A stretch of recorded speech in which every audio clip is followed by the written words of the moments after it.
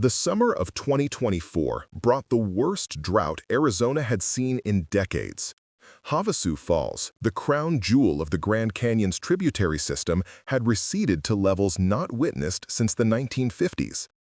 As the turquoise waters pulled back from their usual boundaries, they revealed something that had been hidden for 31 years. A faded purple JanSport backpack sealed in plastic, wedged between rocks that had been underwater since 1993. Before we begin the story, let us know in the comments which city you're watching from. We're really curious where you're tuning in from. And don't forget to subscribe to the channel and leave a rating. The discovery would unravel one of the Southwest's most perplexing mysteries and expose a truth far more disturbing than anyone had imagined. What happened to Ashley Caldwell and her college friends during that fateful camping trip in July 1993 had haunted the small Havasu community and investigators for 3 decades. Now, finally, the desert was ready to give up its secrets. July 13, 1993. The temperature in Supai, Arizona, hovered around 95 degrees as a group of 4 college students from Arizona State University arrived at the remote village. Ashley Caldwell, 19, led the group with the enthusiasm that had made her popular in her freshman year. Her blonde ponytail bounced as she walked, her Discman clipped to her belt, playing the new Pearl Jam album through foam headphones. She'd organized this trip as a celebration. Finals were over, summer stretched ahead, and life felt full of possibility. Brandon Mueller, 20, followed close behind, carrying the heaviest pack without complaint. He'd been Ashley's lab partner in Chemistry 101, and anyone could see he harbored feelings for her that went beyond friendship. His Phoenix Suns cap was turned backward, sweat already forming on his forehead despite the early hour. He kept stealing glances at Ashley, quick looks he thought nobody noticed. Tyler Olsen, 21, served as their unofficial guide. A local who'd grown up in Peach Springs, Tyler knew these canyons better than most. He worked summers leading tourists to the falls, though something about his demeanor always seemed slightly off, too quiet, too watchful. He wore a faded Nirvana t-shirt and cargo shorts, a beeper clipped to his belt that rarely received messages this deep in the canyon. Megan Pritchett, 19, completed the group. Ashley's roommate from the dorms, Megan projected a helpful, almost eager-to-please personality. She'd volunteered to handle the food supplies, organize the permits, even driven them all in her Toyota 4Runner. Her camera bag never left her shoulder. She was documenting everything for what she called their adventure album. The general store in Supai was their last stop before the 8-mile hike to the campground. The elderly shopkeeper would later remember them clearly: 4 young people buying ice, batteries for flashlights, and postcards. Ashley bought a turquoise bracelet, joking that it matched the famous color of the falls. Brandon purchased extra water bottles, ever practical. Tyler picked up beef jerky and cigarettes, though he'd claimed he was trying to quit. Megan spent the longest time at the postcard rack, carefully selecting images to mail to her family back in Scottsdale. "You kids be careful down there," the shopkeeper warned, as he did with all tourists. "Monsoon season's coming early this year. Flash floods can happen fast." Ashley had laughed. That carefree sound several witnesses would remember. "We'll be fine. Tyler knows these trails like the back of his hand." The hike down revealed the canyon's layered beauty, red rock walls that told geological stories spanning millions of years. They passed other hikers heading back up, exhausted but exhilarated. A German couple, a family from Texas, 2 women from California who'd been coming to Havasu Falls every summer since 1989. All would later provide testimony about seeing the group, noting nothing unusual except perhaps how happy they seemed. By 4 in the afternoon, they'd reached the campground near the base of Havasu Falls. The spot Tyler selected was prime real estate, close enough to hear the water, but elevated enough to avoid any flooding. They set up 2 tents, one for the girls, one for the boys. Everything appeared normal. Everything seemed perfect. Megan took dozens of photos with her Canon SureShot. The developed pictures, found later in her abandoned tent, showed the progression of that afternoon. Ashley and Brandon by the falls, both laughing at something off camera. Tyler, standing apart, barely smiling, a Marlboro between his fingers. A group shot using the timer, all four of them with their arms around each other, the falls cascading behind them in that impossible blue-green that made Havasu famous. As evening approached, other campers would remember the smell of their campfire, the sound of acoustic guitar. Brandon had brought his along, despite the wait. He played Bush and Stone Temple Pilots songs while Ashley sang along, her voice carrying across the campground. A couple from Utah camping nearby shared their extra hot dogs. A solo hiker from New Mexico joined them briefly for conversation about the best swimming spots. Around 7:30, Miguel Hernandez, a seasonal park ranger, made his evening rounds. He'd been working these camps for 3 summers, checking permits, ensuring fires were controlled, watching for signs of trouble. The ASU group's paperwork was in order. Their fire was properly contained. He noted in his log, Site 23, 4 college students, permits okay, reminded about fire safety. Miguel remembered Tyler from previous seasons, though they'd never spoken much. Something about the young man had always made Miguel slightly uncomfortable. Maybe it was how he'd sometimes catch Tyler watching the female tourists, or how he seemed to know parts of the canyon that were supposed to be off-limits. But these were just feelings, nothing concrete, nothing worth reporting. The last confirmed sighting of the intact group came at 8:45. A couple celebrating their anniversary remembered passing them on the trail to the composting toilets. Ashley was wearing a Sun Devils sweatshirt against the cooling desert air. Brandon walked beside her, gesticulating animatedly about something. Tyler and Megan followed behind, Megan still taking pictures despite the fading light. At 9:05, a call was placed from the emergency satellite phone near the ranger station. The connection was poor, the voice barely audible over static. The ranger who answered would later testify he heard a female voice say something about needing to reach someone and urgent, but the call dropped before he could get details. The caller ID showed it originated from the campground area, but with dozens of campers present, there was no way to know who'd made it. At 9:30, Brandon's pager went off. His tent mate would later report Brandon checking it by flashlight, seeing the code 911666 and looking confused. "Probably my roommate back in Tempe playing a joke," Brandon had said, though he seemed unsettled. He'd tried to find a spot with better reception for his Nokia phone, but cell service was non-existent in the canyon. The arguments started around 10:15. Miguel Hernandez, finishing his final rounds, heard raised voices near the falls. Male and female, clearly agitated. The sound of arguing wasn't unusual. The isolation and heat often brought out tensions in groups, but this seemed more intense than typical vacation squabbles. The darkness and echo of the canyon made it impossible to identify the source. Miguel made a note in his log and continued his rounds, planning to check on any disturbances in the morning.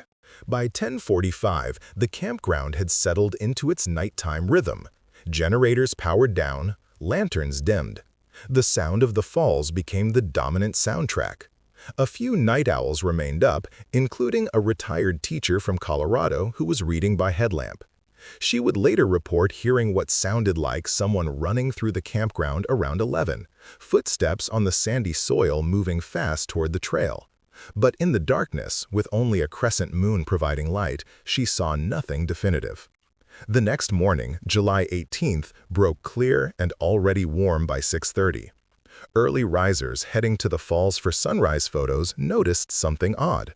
A tent at Site 23 was still zipped shut from the inside, but gear was scattered around it. A Coleman stove sat overturned. A backpack lay open, its contents spilled across the ground. A Polaroid camera sat in the dirt, its strap broken. By 7, concern had turned to alarm. The camp host tried calling out to the occupied tent. No response. The zipper was still sealed from inside, but when they finally cut through the fabric, they found it empty. Sleeping bags were inside, arranged as if people had been in them. Personal items remained, wallets, car keys, even Ashley's Discman with Pearl Jams still in the player, batteries dead. The second tent was also empty but showed signs of hasty departure. Brandon's guitar lay on his sleeping bag, a string broken. Tyler's cigarettes were scattered across the tent floor. But no sign of any of the 4 students. The search began immediately. Rangers, volunteers from the Havasu tribe, other campers, everyone joined the effort. They found more scattered belongings along various trails. A Nike sneaker that belonged to Ashley near the creek.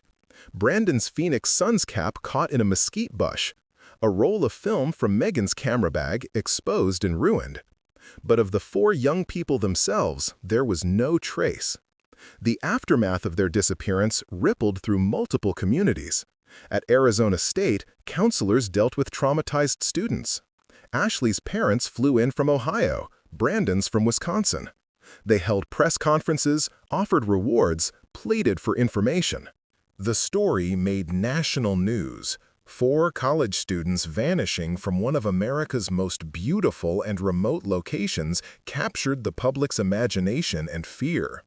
The investigation that followed would become one of the most extensive search operations in Arizona's history. FBI agents arrived within 48 hours, setting up a command center in the Supai Community Center. The remote location presented unique challenges. Every piece of equipment had to be helicoptered in or carried down by mule. The oppressive July heat made searching dangerous, limiting operations to early morning and late evening. Special Agent Diana Reeves led the federal investigation. A 15-year veteran who'd worked kidnapping cases across the Southwest, she immediately noticed troubling inconsistencies. The campsite showed no signs of struggle, yet personal items were scattered. The tents were zipped from inside, yet empty. Most puzzling, why leave behind car keys and wallets if they'd left voluntarily? The first person of interest was Brandon Mueller. Other campers reported tension between him and Ashley in the days before the disappearance. A woman from Denver recalled overhearing Brandon say, "You can't keep playing with people's feelings," during what seemed like an intense conversation by the falls on July 16th. The broken guitar string in his tent suggested possible violence or struggle. Brandon's background check revealed a previous incident at ASU, a complaint filed by a female student about unwanted attention that had been resolved through mediation. His roommate back in Tempe told investigators Brandon had been obsessed with Ashley since freshman orientation. He'd written poetry about her, taken photos of her without her knowledge, even changed his class schedule to match hers. The pager code Brandon received that night became a focal point. AT&T records showed it originated from a payphone in Peach Springs, 50 miles away.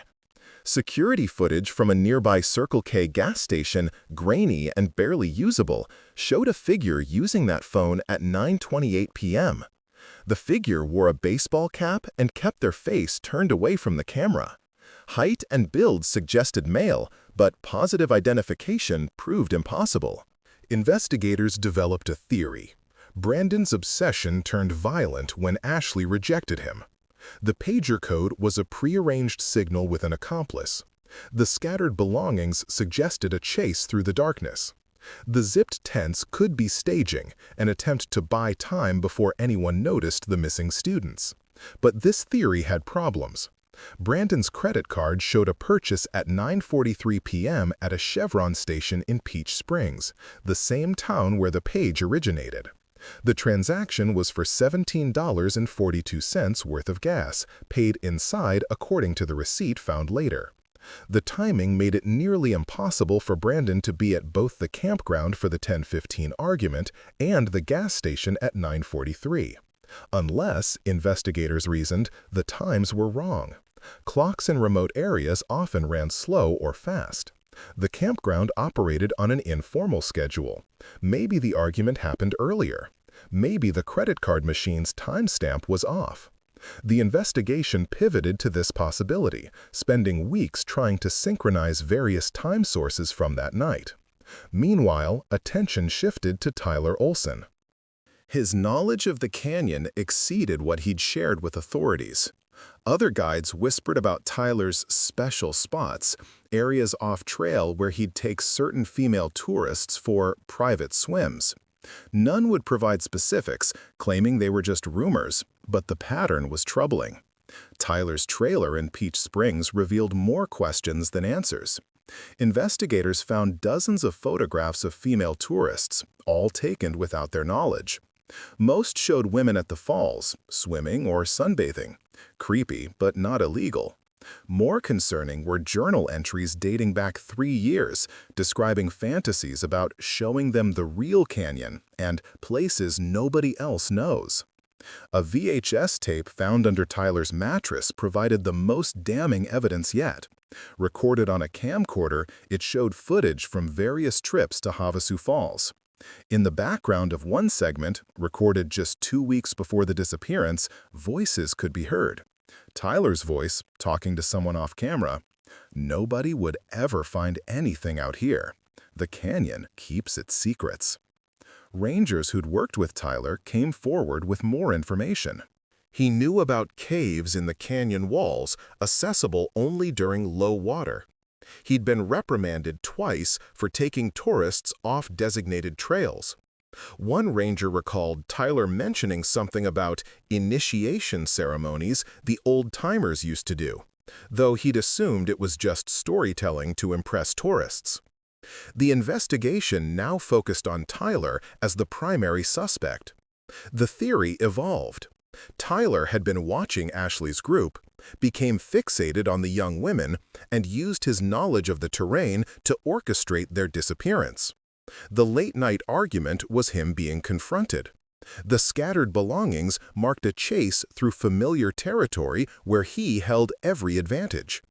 Megan Pritchett, initially considered a victim, began showing inconsistencies in her background.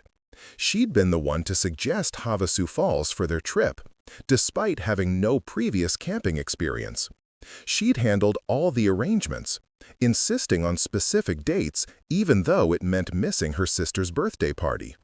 Most curious, she'd been developing photos at a 1-hour photo lab in Tempe the day before they left, but those photos never surfaced. When investigators pulled Megan's credit records, they found unusual activity. 3 cash advances totaling $2,000 in the week before the trip. A purchase at an Army surplus store for items never found at the campsite. Most intriguing, a $70 charge at a New Age bookstore in Sedona known for selling books about desert spirituality and vortex energy. The bookstore owner remembered Megan clearly. She'd come in asking specific questions about Native American ceremonial sites, particularly around the Grand Canyon area. She'd bought books on vision quests, spiritual awakening, and something called the Desert Prophet's Path. The owner had found her intensity unusual, even for Sedona's alternative spiritual community. Phone records revealed another anomaly. Megan had made 17 calls to a number in Flagstaff in the month before the trip. The number belonged to a commune called the Dawn Seekers, a group that believed the desert held portals to higher consciousness. They practiced what they called transformation rituals at sacred sites throughout Arizona. The Dawn Seekers had been on law enforcement radar since 1991 when 2 members died during a rebirthing ceremony in the Painted Desert. The group's leader, who went by the name Phoenix Rising, legal name Robert Jennings, preached that certain locations in the Southwest were thin places where the barrier between dimensions could be crossed. When questioned, Phoenix Rising admitted knowing Megan. She'd attended several meetings in Flagstaff, showing particular interest in their summer solstice plans. He claimed she'd been seeking answers to questions she couldn't articulate and had been drawn to the transformative power of sacred waters. He insisted the Dawn Seekers had nothing to do with the disappearance, but his alibi for July 17th depended on other commune members, hardly reliable witnesses. AOL chat logs subpoenaed from Megan's account revealed conversations with someone using the handle Desert Guide 93. The chats, dating back 3 months, started innocently. Discussions about hiking, camping gear, best times to visit various locations. But they evolved into something darker. Desert Guide 93 wrote about places where people can truly disappear and ceremonies that change everything. The IP address for Desert Guide 93 traced back to the Peach Springs Library, a public computer anyone could use. The library had no sign-in system, no cameras. But the librarian remembered seeing Tyler Olsen there frequently, always using the same terminal in the back corner. She couldn't confirm he was Desert Guide 93, but the coincidence was striking. As investigators pieced together these connections, a new theory emerged. Megan hadn't been a victim, but an active participant. She'd been recruited or seduced by either Tyler or the Dawnseekers, possibly both, into facilitating something that went catastrophically wrong. The camping trip wasn't random, but carefully orchestrated to bring the group to a specific location at a specific time. The scattered evidence started forming a pattern. The Polaroid photos Megan had been taking obsessively weren't just memories, they were documentation. The torn rave flyer found in the tent lining wasn't from a party, but from a Dawnseekers gathering, its logo matching one found in the commune's literature. The 911-666 page to Brandon wasn't a distress call, but a signal, possibly meant for someone else who never received it. Bank records showed Tyler had received a cash deposit of $500 on July 10th, source unknown. He'd also purchased camping supplies that didn't match his usual guide equipment, including rope, flares, and a water purification system designed for extended wilderness stays. When questioned about these purchases, Tyler claimed they were for a future guided trip that had been canceled, but he couldn't provide any documentation. The investigation had now been running for 3 months. Search teams had covered hundreds of square miles of canyon territory.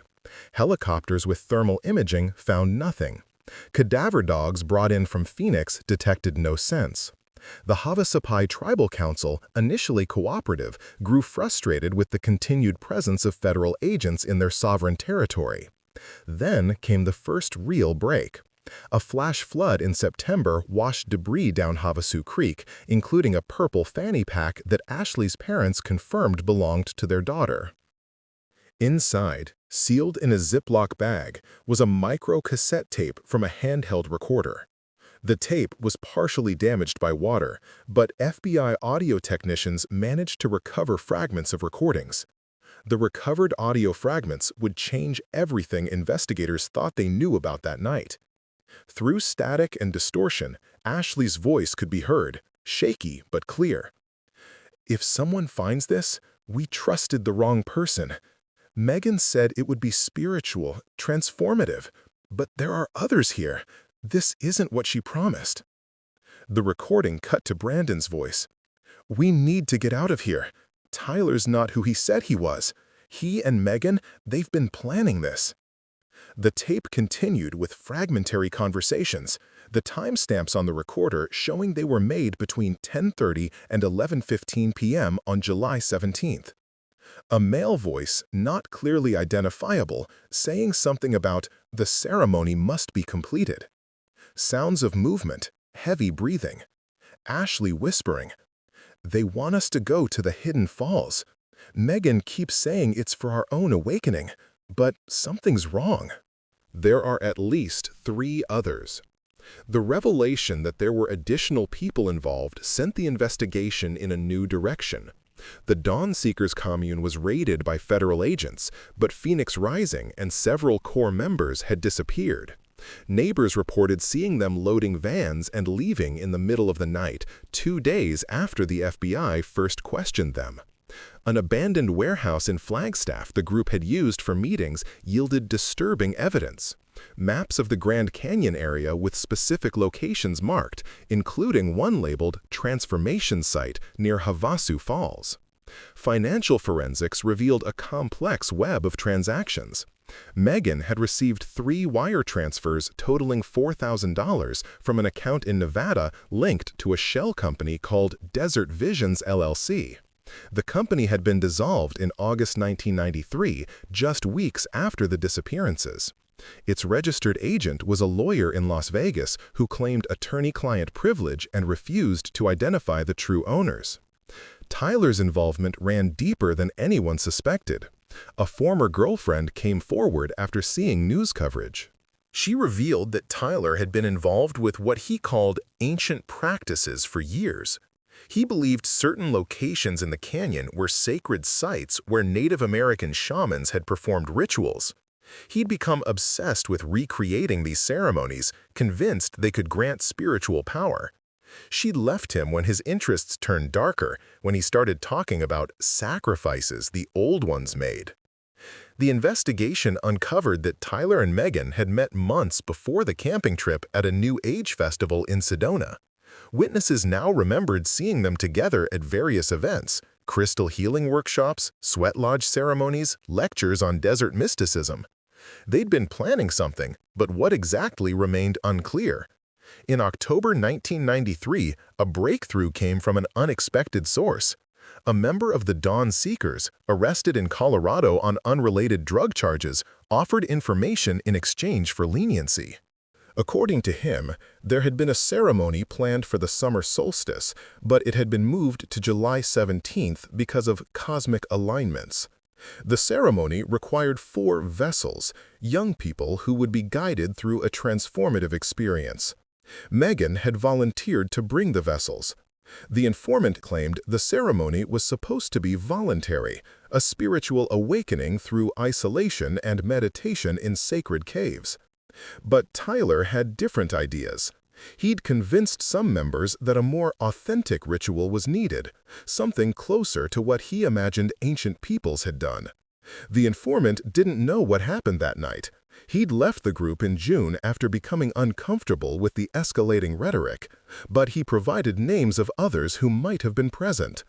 As investigators tracked down these leads, the weather at Havasu Falls continued to reveal evidence.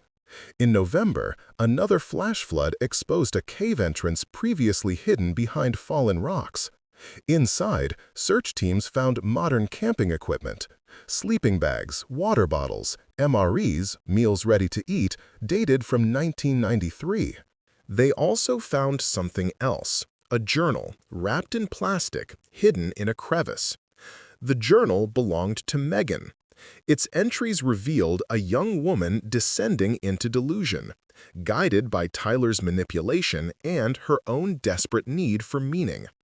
She wrote about feeling empty in college, going through the motions of a life that felt scripted. Then she met Tyler, who showed her real truth about the power places in the desert.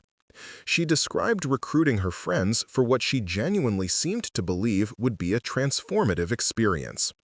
The final entries, written on July 17th, were chilling in their naivety. "Tonight, we pierce the veil. Tyler says the others don't understand yet, but they will. Ashley thinks this is just camping, but she'll see. We'll all see. The Dawn Seekers are sending helpers to ensure the ceremony goes right. By tomorrow, we'll be different people. By tomorrow, we'll truly understand." But Megan had been deceived too. Tyler's version of the ceremony bore no resemblance to what she'd been promised. The helpers from the Dawn Seekers were 3 men with their own agenda, individuals even Phoenix Rising would later claim he'd expelled from the group for extremist interpretations. Tyler had assembled his own cult within a cult, using Megan's connections and naivety to gather victims. Bank records subpoenaed from Swiss accounts, a complex legal process that took months, revealed Tyler had been paid $50,000 by an unidentified party interested in archaeological documentation of sacred sites. The money trail led to a collector in Germany who specialized in Native American artifacts and occult items. He'd been funding Tyler's activities in exchange for information about hidden ceremonial locations, but claimed no knowledge of any planned crimes. By early 1994, the FBI had pieced together most of what happened that night. Tyler and Megan had led the group to a secondary location, claiming it was a better spot for stargazing or swimming. 3 members of the Dawn Seekers' extremist faction were waiting. What was supposed to be a willing participation in a ceremony became something else when Ashley and Brandon realized the truth and tried to leave.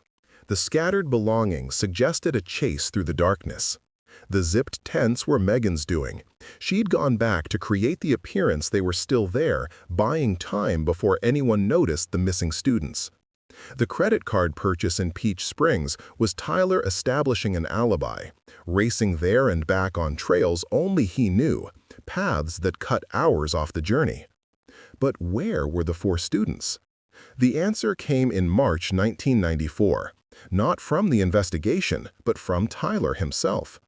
Arrested in Mexico after trying to sell authentic ceremonial items to an undercover agent, he was extradited to face charges. Faced with mounting evidence, he finally broke, though his confession would raise more questions than it answered. According to Tyler, the ceremony had gone wrong almost immediately. Ashley and Brandon had resisted, trying to escape. In the chaos and darkness, with multiple people chasing through dangerous terrain, there had been an accident. Someone had fallen. He claimed not to know who first, and others had fallen trying to help. The location was a slot canyon accessible only during extremely low water, a place that would be underwater most of the year. Tyler insisted it had been an accident, that no one was supposed to be hurt. The ceremony was meant to be theatrical, frightening perhaps, but not fatal. He claimed Megan had been the one to insist on covering it up, terrified of the consequences. The Dawn Seekers' extremists had fled immediately, wanting no part of what had happened. Tyler and Megan had spent the remaining hours of darkness trying to make it look like the group had simply vanished. But investigators didn't believe Tyler's version entirely. The extremist Dawn Seekers members, when finally located and arrested, told different stories. One claimed Tyler had pushed someone. Another said Megan had been hysterical, saying this wasn't what she'd planned. The third refused to speak at all, demanding a lawyer and invoking his Fifth Amendment rights. The slot canyon Tyler described was searched extensively when water levels permitted. No remains were found, but investigators discovered evidence of human presence, torn clothing that matched what the students had been wearing, a digital watch that had belonged to Brandon, and Ashley's turquoise bracelet, the one she'd bought in Supai. The canyon's unique geology meant anything else would have been washed away by 30 years of flash floods. In the end, prosecutors faced a challenge. They had evidence of conspiracy, kidnapping, and reckless endangerment, but without bodies, murder charges were difficult to prove. Tyler was convicted on multiple counts and sentenced to life in prison. 2 of the Dawn Seekers extremists received 25-year sentences.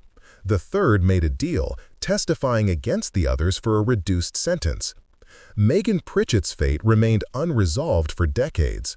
She'd disappeared the night of July 18th, leaving behind only her journal and questions. Some believed she'd fled to Mexico with help from remaining Dawn Seekers. Others thought she'd taken her own life, unable to live with what she'd done. Law enforcement issued warrants but had no leads on her whereabouts. Then came the summer of 2024 and the historic drought that changed everything. As Havasu Falls receded to unprecedented levels, areas that had been submerged since the mid-90s were exposed. It was a group of hikers from Utah who made the discovery, exploring newly accessible areas of the canyon. Behind a wall of mineral deposits that had built up over decades, they found human remains. Not ancient remains, as they first thought, but someone wearing clothing from the 1990s. DNA testing would confirm it was Megan Pritchett, but she hadn't fled or committed suicide. Analysis showed injuries consistent with a fall from significant height. She'd been in the canyon all along, in an area that flooded shortly after her death, sealing her body behind minerals and debris for 31 years. Near Megan's remains, investigators found a sealed plastic bag containing a microcassette recorder, similar to the one found in Ashley's pack. The tape inside had one final recording, Megan's voice, made sometime in the early hours of July 18th. "I'm sorry, I'm so sorry. This wasn't supposed to happen. Tyler lied about everything." The others from the commune, they weren't there to help with a ceremony. They were there to, I can't even say it. Ashley and Brandon tried to run. There was a fight. Tyler pushed, oh God, he pushed them. I tried to stop it. I tried to help them. But the canyon, the darkness, I have to go back. I have to try to find them. If anyone finds this, know that I never meant for anyone to be hurt. I just wanted to believe in something. I just wanted to matter. The recording revealed that Megan had returned to the slot canyon alone, trying to find or help her friends. In the darkness, navigating dangerous terrain without Tyler's expertise, she'd fallen to her death. The morning search had begun before anyone could have found her body, and within days, monsoon rains had sealed her fate. Tyler, serving life in ADX Florence, was charged with additional counts of murder based on the new evidence.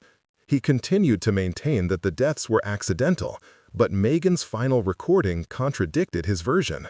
The two surviving Dawnseekers extremists, one already released on parole, faced new charges as well. For the families of Ashley Caldwell and Brandon Mueller, the 2024 discoveries brought a mixture of closure and renewed grief. Ashley's parents, now in their 70s, had never stopped hoping for answers. Brandon's mother, who'd kept his room exactly as he left it, finally had confirmation of what she'd long suspected. Her son had died trying to protect others. The Havasu Falls case became a cautionary tale about the dangerous intersection of spiritual seeking, manipulation, and isolation. The Dawnseekers commune disbanded completely, its former members distancing themselves from the tragedy. The Havasupai tribe implemented new safety protocols and ranger check-ins for the campgrounds, measures that remain in place today. Tyler Olsen never revealed the exact location where Ashley and Brandon's remains might be found. The slot canyon he described could be any of dozens in the area, many accessible only during extreme drought. Even with modern technology, searching them all would be dangerous and potentially impossible. The desert, as Tyler had once told tourists, keeps its secrets. In 2024, after the new evidence emerged, the FBI created a digital reconstruction of that night based on all available evidence. Using GPS data, testimony, and geological surveys, they mapped out probable routes and locations. They identified 3 likely slot canyons where the victims might have ended up, but each would require water levels to drop even further than the 2024 drought to search safely. The case files, now digitized and available through FOIA requests, span thousands of pages. They tell the story of how a summer adventure turned into a nightmare, how trust was betrayed, and how the isolation of one of America's most beautiful places became a trap. They document the persistence of investigators who never gave up, even as years turned to decades.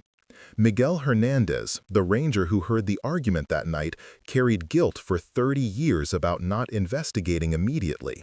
Now retired, he regularly speaks to ranger training programs about the importance of trusting instincts and responding to disturbances, no matter how routine they might seem. 5 minutes, he often says. If I'd taken 5 minutes to check on that argument, maybe everything would be different. The purple JanSport backpack that started the 2024 revelations is now in FBI evidence storage. Inside, along with typical camping supplies, investigators found one last piece of evidence. A letter Ashley had been writing to her parents, never sent. In it, she described the beauty of the falls, her excitement about sophomore year, her plans to change majors to environmental science. The letter ended mid-sentence. Megan's been acting strange all day, but Tyler says it's just the heat. Still, something feels... The sentence was never finished. Whatever Ashley sensed that day, whatever instinct warned her that something was wrong, came too late. The tragedy at Havasu Falls serves as a reminder that the most dangerous predators aren't always lone wolves. Sometimes they're groups of people who've convinced each other that their delusions are divine truth. Today, Havasu Falls has returned to its normal water levels, the drought of 2024 ending with an especially wet monsoon season. The slot canyons are once again submerged, their secrets hidden beneath tons of rushing water. Tour companies still bring visitors to marvel at the turquoise waters, though guides are now trained to recognize signs of cult recruitment and required to report suspicious group dynamics. The spot where Ashley, Brandon, and the others camped in 1993 is still there, now designated Campsite 23, the same as it was then. Hikers still use it, most unaware of its history. But park rangers know. On quiet nights, especially in July, they make sure to patrol a little more frequently, to listen a little more carefully to any sounds of distress. They know that beautiful places can hide ugly truths, and that the desert's ability to preserve and then reveal secrets means that no crime stays hidden forever. The families of Ashley Caldwell and Brandon Muller have established a memorial scholarship at Arizona State University for students studying outdoor recreation and safety. The scholarship requires recipients to take courses in wilderness first aid and group dynamics, ensuring future adventurers are better prepared to recognize and respond to danger. As for the others involved in that night, the 3 extremist Dawn Seekers members whose names were kept from the public to protect the investigation, one died in prison in 2015, another was released in 2018 and disappeared into obscurity, and the third remains incarcerated, eligible for parole in 2031, exactly 38 years after that night at Havasu Falls. The case remains officially open for Ashley Caldwell and Brandon Mueller. Their bodies never recovered. The FBI maintains that anyone with information about additional locations where searches should be conducted can contact their Phoenix field office. But after 31 years, multiple searches, and the testimony of those involved, most accept that the canyon will keep this final secret. The lasting impact of the Havasu Falls disappearances extends beyond the immediate tragedy. It changed how cult activities are monitored in the Southwest, led to better coordination between federal and tribal law enforcement, and demonstrated the importance of preserving evidence in extreme environments. The case is now studied at Quantico as an example of how missing persons cases can be solved decades later through environmental changes and preserved evidence. Perhaps most importantly, it serves as a warning about the vulnerability of young people seeking meaning and adventure, how their openness to new experiences can be exploited by those who would use spirituality as a mask for darker intentions. Ashley Caldwell and Brandon Mueller went to Havasu Falls seeking natural beauty and friendship. They found themselves caught in someone else's delusion, their trust betrayed by someone they considered a friend. The drought of 2024 gave up some of Havasu Falls' secrets, but not all. Somewhere in those slot canyons, in places that may never again be accessible, lie final truths about that night in 1993. The desert keeps them now, as it has kept so many secrets before, waiting for the next unprecedented drought, the next chance revelation, the next moment when nature decides to reveal what humans have hidden.